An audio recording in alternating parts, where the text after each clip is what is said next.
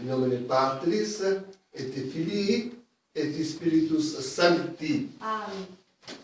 Celebramos então, estamos repetindo, na verdade, a missa de ontem.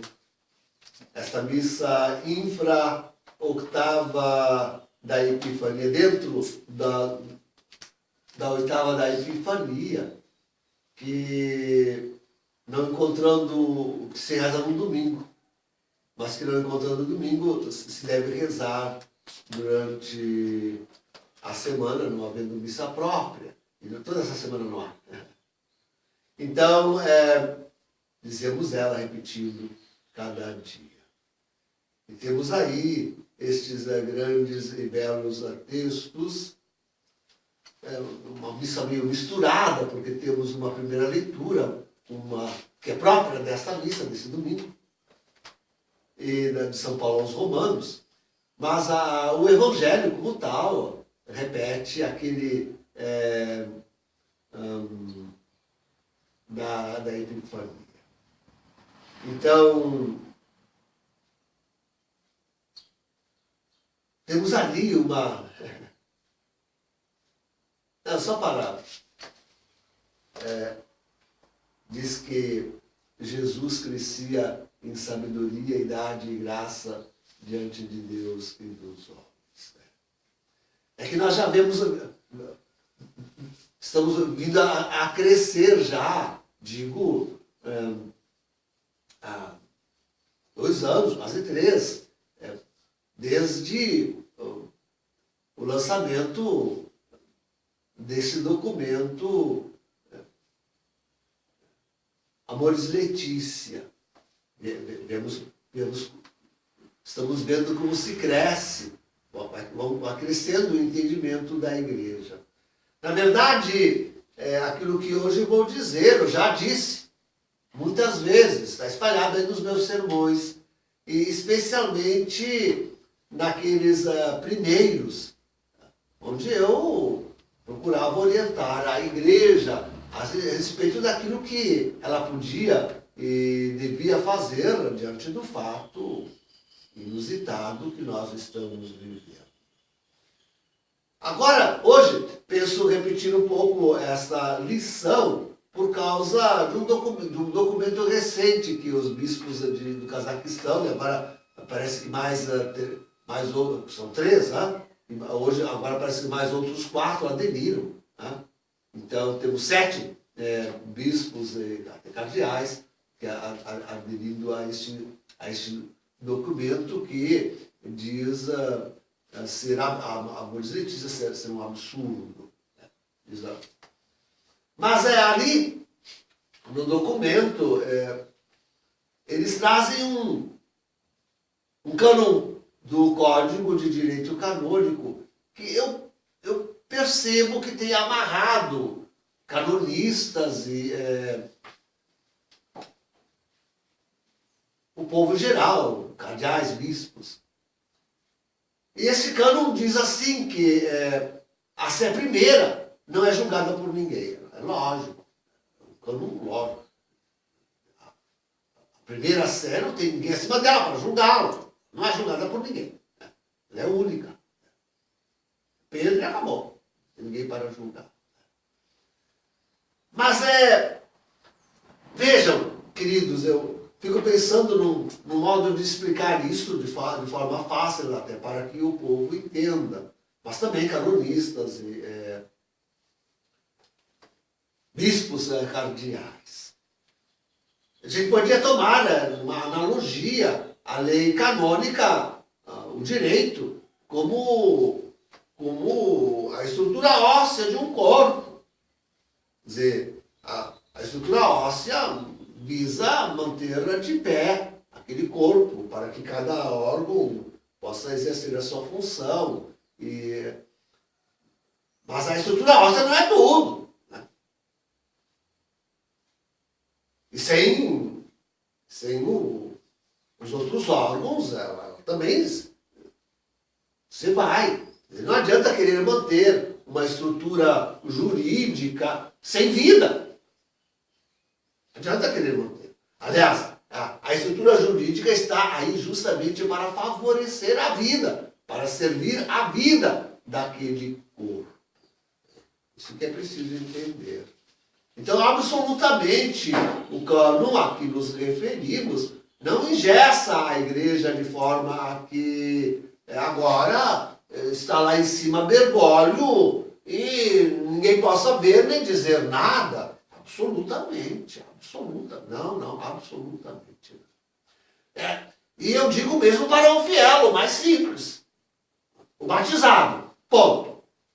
Eu digo para o fiel batizado, e até para aquele que ainda não recebeu o batismo, mas deseja agora tornar-se católico, e está diante dessa situação de uma igreja.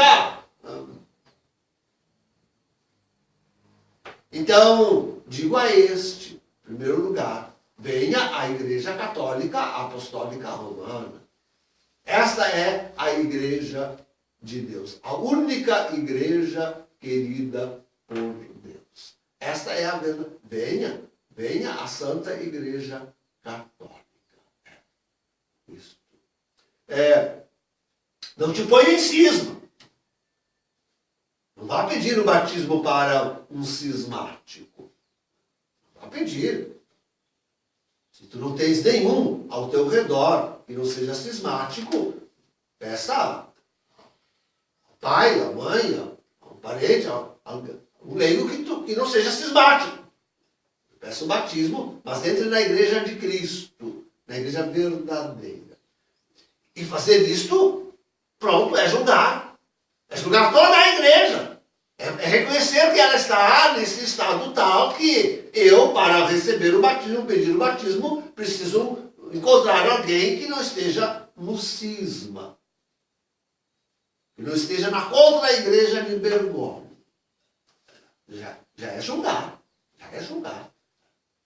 Amparado em toda possível lei canônica. Então, se eu sou um fiel católico batizado, com certeza eu, vendo a situação em que se encontra a pobre Santa Igreja Católica, digo, não, eu seguirei sendo católico, sem participar de heresia, de cisma, de apostasia. Vou buscar aí na igreja, na sua tradição, no seu magistério, que se estende até Bento XVI, vou procurar aí o modo de vida evangélico, católico, e vou viver como tal. Sozinho, não tendo ninguém. Com outros, assim que eu puder associar alguém, porque a igreja sempre é uma sociedade. Sempre você é sozinho, sempre se associa. Então a gente aspira logo a transmitir a fé, a trazer alguém para viver junto consigo aquela verdadeira religião. Esse é o impulso do batismo, é o impulso da fé. É o chamado a fazer igreja. Então, a fazer igreja. E se não tem ninguém ao redor de ti que está vendo toda a situação, está compreendendo e tomando posição justa, certa, um julgamento justo e certo, ponha-te a evangelizar e a dizer e a gritar, cisma, cisma, cisma, apostasia, apostasia, apostasia, e mostre a fé verdadeira e chame a vir contigo a formar a Igreja Santa Católica Apostólica Romana. Agora, se tu és membro da hierarquia, se tu és um padre, se tu és um padre, bem, tendo tomado pé da situação em que encontra-se a Santa Igreja, tu vai falar com o teu bispo, fala com os teus colegas sacerdotes. E, dependendo da posição deles, e se tu és pároco, fala à tua comunidade. Tens obrigação de dizer e de resistir ali aos teus colegas padres e aos teu bispo, de dizer não. Aqui nós seguiremos sendo Igreja Católica Apostólica Romana. Não nos meteremos no cisma, na apostasia e naquilo que está desfazendo. Nós não. E passa a briga, mantenha-te firme, e não arreda pé, e claro que fazendo um julgamento daquilo que nós estamos vivendo, vendo que aqui se trata do fim dos tempos, seria útil que o sacerdote, como eu, ao fim, se retirasse com a comunidade daqueles que realmente o acolhem bem, aceitam, e fosse fazer o seu refúgio. Tá? Fosse viver com certeza, com certeza. Agora, sendo tu bispo, bem, sempre haverá outros sacerdotes, como eu mesmo, né? Que não tinha responsabilidade pastoral, não tinha povo, né? Era só juiz eclesiástico.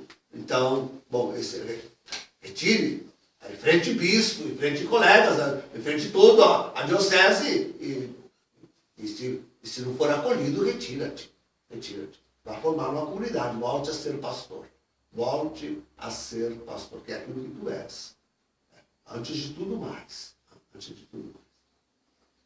Agora, se tu és bispo, bem, vendo aquilo que está acontecendo, declare na diocese, faça reunião com os padres, declare na diocese, vá ao púlpito e declare na reunião com os colegas bispos, vá dizendo a todos os meios que puderes e declara, não, essa diocese vai continuar sendo católica, apostólica romana, seguindo a tradição da Santa Igreja até Bento XVI. Outra é a situação dos cardeais. Porque há uma lei canônica que impõe validade, requisitos para a validade de eleição, para a eleição do sumo pontífice. Há requisitos tais na lei que, em não sendo observados, a eleição é nula e todos os atos que o antipapa fizer não tem validade jurídica nenhuma. Não tem validade. Então, sendo cardeal, quanto mais se participou do conclave e elegeu o antipapa, poderá examinar e ver o que é público.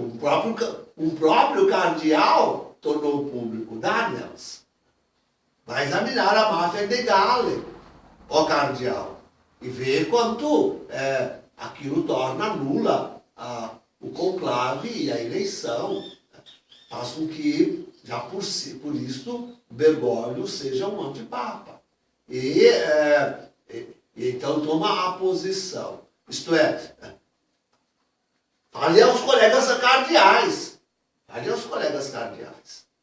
E encontrando um ou dois ou três, reúnam-se em conclave e elejam entre vocês, ou de fora, um outro que assuma como pontífice. E declare que este aí é um antipapa e não seguindo, está fora da Igreja Católica. Ele está fora da Igreja Católica. Claro que se ainda temos a questão de Bento XVI. Digo que Bento XVI, depois da sua renúncia, tendo visto tudo aquilo que se sucedeu, vejam, Bento XVI, quando ainda Papa, com todos em pleno poder, mandou investigar em Bruxelas a máfia de Gale. Ele mandou investigar isso. Ele sabe da sua preexistência. Ele sabe que esta máfia já atrapalhava o pontificado de João Paulo II. Ele sabe que eles estão na cabeça de tanta coisa difícil e ruim, e quem sabe até naquela ameaça declarada um ano antes, de que ele tinha que renunciar ou morrer em um ano, como lidero. Em um ano tem que renunciar ou morrer. Ele sabe de tudo isso, com certeza. Eles sabem de que Daniels ufanou-se de ter elegido Francisco. E sabe, portanto, que esta eleição é inválida, nula. Bom, Bento XVI pode dizer que duas coisas, vejo que Bento XVI pode dizer. Uma, que a sua renúncia também foi inválida, por isso ou por aquilo, pronto. Ou duas, ele pode dizer que, de fato, Francisco é um antipapa e que se reúnam os cardeais para eleger o seu sucessor. Pronto. Feita a coisa. Sem mais a influência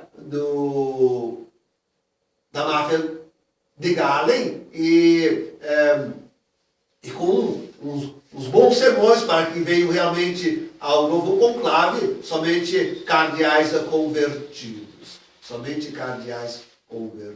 Pois é difícil de encontrar cardeais convertidos, hein? Muito difícil.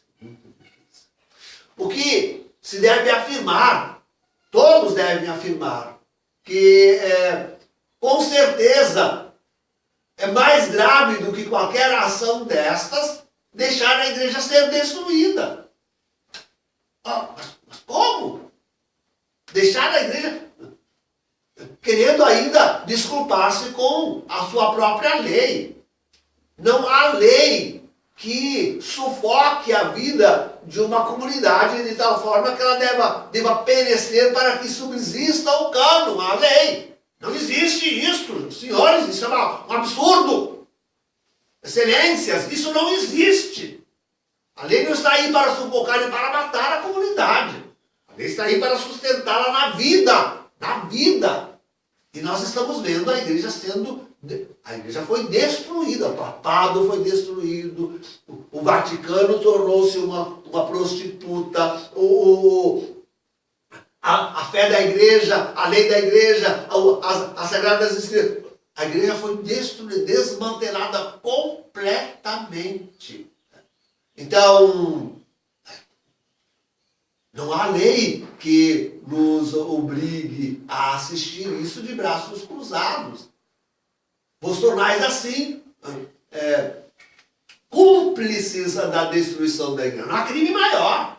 Não há crime maior do que ser cúmplice da destruição da igreja. E cuidado, porque muitos de vós vos estáis tornando comparsas da destruição da igreja, porque apoiais Francisco na sua destruição.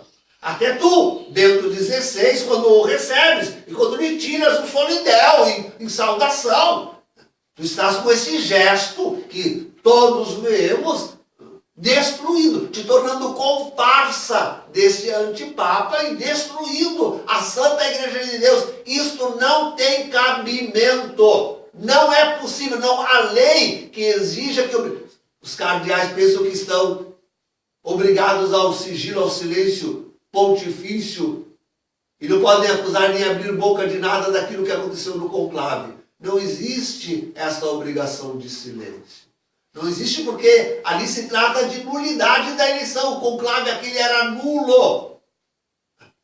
O próprio Francisco, em entrevista a uma repórter aqui de Buenos Aires, deu elemento suficiente para mostrar como aquele conclave foi nulo. A sua eleição não é válida. Então, dizer, não há obrigação de silêncio que tape a boca dos cardeais que participaram. Vos tornais cúmplices e comparsas da destruição da Santa Igreja de Deus. Este peso, quem vos tirará de cima? Quem vos tirará de cima? Convertei-vos. Venham para a Igreja de Cristo, porque ela continua. Estou eu aqui. Há um fiel católico. Há um que deseja se tornar fiel católico. Estamos nós aqui. Venham a nós. Mas não sejam cúmplices nem comparsas da destruição da Igreja de Deus. Em nome do Pai, do Filho e do Espírito Santo. Amém.